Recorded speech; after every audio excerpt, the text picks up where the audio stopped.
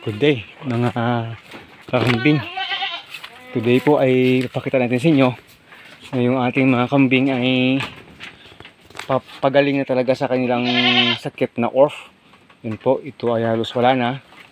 Nasa mga 90% na po ito, konti na lang talaga ito natira dito yung kanyang orf. At ito po, yan po, nabalat na lahat, nabalat paubos na. Ito yung ating back dito, nauna itong gumaling talaga. At ito po yung pinakakadiri dati, ito po muntik na madisgrasya talaga yan. At kahit ito pabalat-balat na, patapos na talaga sila sa kanilang sakit na orf sa awa ng Panginoon.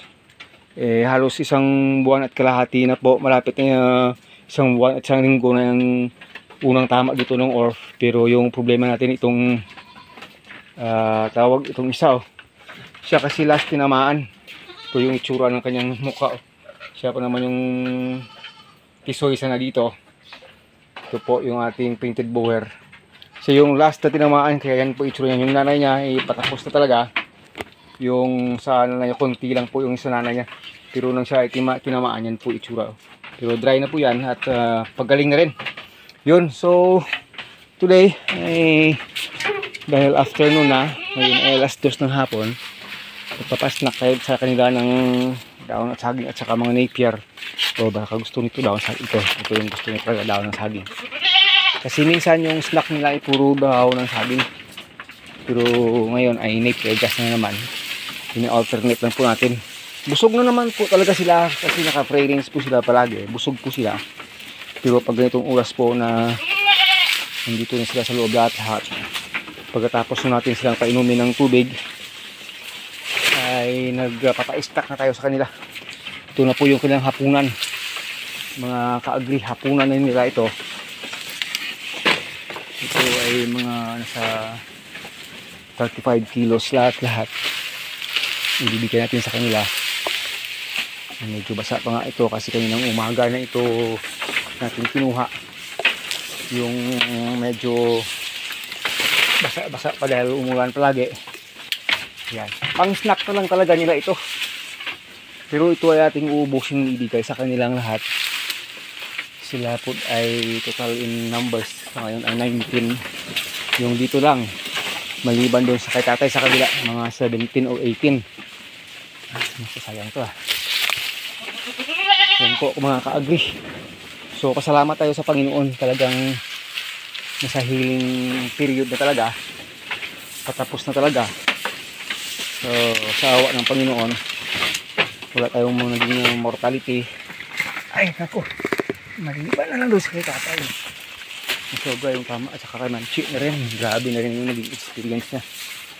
Ano po, at yung tinitingnan natin dito na dati na naging mortality, hindi namatay. Pagkita natin na sa inyo. Ito po yung dalawa, ito yung dalawang maliit kasi dumidede pa talaga sa nanay nang tinamaan sila. Nang ipinanganak po sila, after a couple of days lang tumama yung orf dito sa atin. Sabi ko muntik nang silang mamatay talaga kasi nga lahat tinamaan dito 100%. At yung maliliit na yan mga ka-agri, hindi mo naubos tubig sobrang tubig ba, hindi yun naubos kasi nga yung iba dito mga halos 3 days 4 days hindi kumakain. Yung ginawa talaga natin ay tubig at saka electrolytes lang yung nakatulong talaga sa kanila. Yun yung mga ginawa natin. Pero itong mga baby kambing ay kumakain na rin ito. Kanilang masakit, ito yung sikat ng araw talaga, pinalabas natin yan para makakain sila sa labas. Ay naku, yung isang bakling natin yan yung problema sa'yo dito ka sa taas yan. Naku talaga, makikisabay sa kain. Hindi naman kumakain ng malakas. Ano ba? Talagang pasaway. Maya, dyan pa yan magdudumi sa taas ng feeder. So yun mga ka-agree, mga kanene, masaya lang tayo ng ating experience na nakaano na talaga. Paraos na talaga tayo sa tama ng off dito sa ating munting tawag, munting goat farm.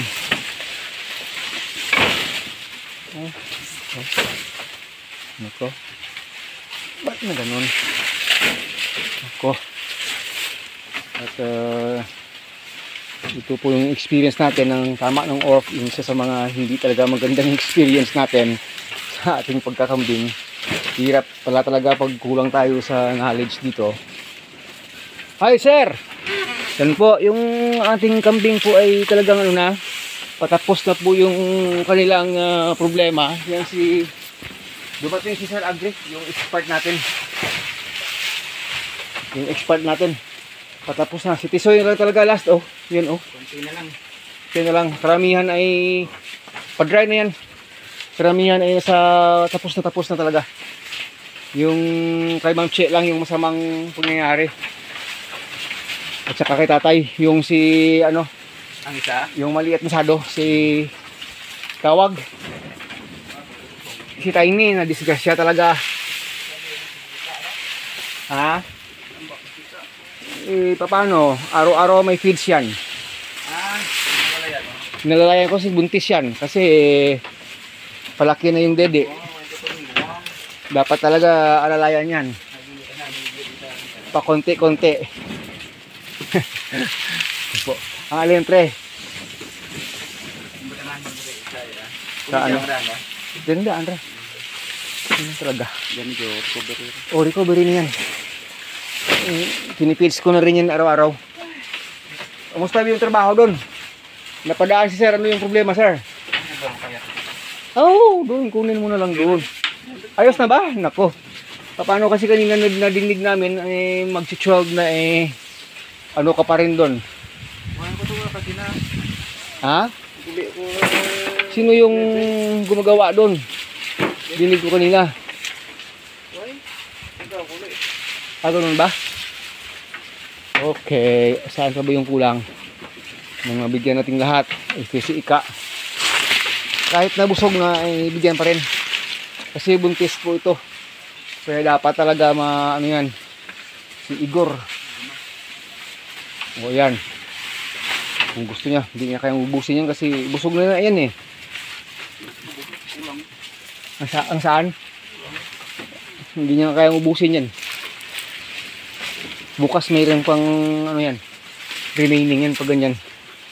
Okay. Huwag kang umihi dyan. Mamaya pag umihi ka dyan, nako. Dito kasi lalim. Yun yung problema sa'yo eh. Ito. Yung itong dalawa na akala ko talaga madisgrasya buhay na buhay. Buhay na buhay. So, yun mga ka-agree. Naibigay na natin yung kanilang afternoon delight, afternoon snacks. Ito yung white ko, mas malaki na talaga sa brown. Mas mahaba siya at saka mas malaki sa kanyang kapatid. Sa kainan siguro mas malakas talaga yan. Inahin na sana yan kung nagpasampa pwede na sana Pero yung ito sir, talagang makaka-recover yung dating problema sa paa. Konting-konti na lang talaga. Ayan. Baka pwede pang mapaanak ulit yan. Ito. Itsura yung dati na parang hindi maintindihan bumabalik na sa ganda. Itong si Twilight. Nako. Ito si Sandro at saka si Don. Lakas kumain ito Maaga pa kanina itong nabusog na-deworm ko na ngayon. Naiba yung may malapit nang mag 1 week na na-deworm yan. Follow up ko pa yan after 14 days talaga. Kasi lumalaki siya pero pumapangit yung balahibo. Pangit talaga yung balahibo nito.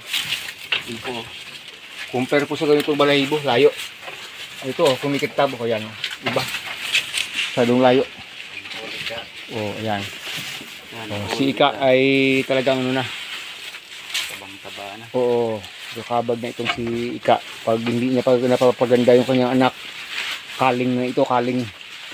Dapat kahit mga 80% lang yung magiging performance. Oh, yan po mga ka-agree. Maraming salamat po. Yan po, update po dito yan sa atin mga kambingan na tinamaan ng off. Nasa healing stage na po talaga. Hanggang dito na lang. Maraming salamat.